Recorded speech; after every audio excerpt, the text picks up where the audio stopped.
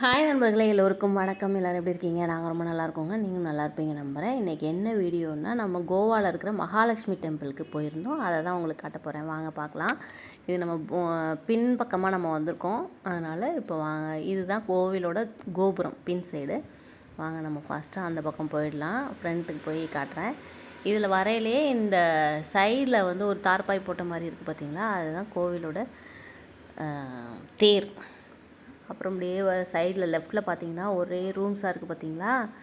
அது எல்லாமே ரூம்ஸாக கட்டி அதில் வந்து தங்கி சாமியை வந்து பார்த்துட்டு போகிறாங்க. கோவிலில் எப்போ பாரு ஆளுங்க இருந்துகிட்டே இருக்கிறாங்க.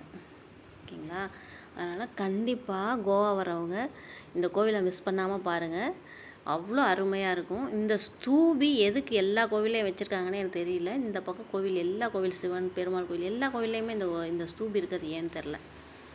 அப்புறம் ஏற்கனவே நான் ஒரு கோவில் காமிச்சிருப்பேன் பாருங்கள், சிவன் கோவில், அதுலேயும் இருக்கும்.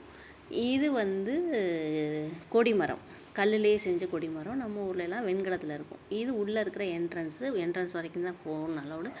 அதுக்கு மேலே நம்ம ஃபோனை வந்து யூஸ் பண்ணக்கூடாது, ஃபோட்டோ வீடியோலாம் எடுக்கக்கூடாது. ஸோ அதனால் நான் எடுக்கல. உள்ளே கண்டிப்பாக வந்து பாருங்கள். சாமி அவ்வளோ ஜொலிக்குது, சூப்பராக இருக்குது.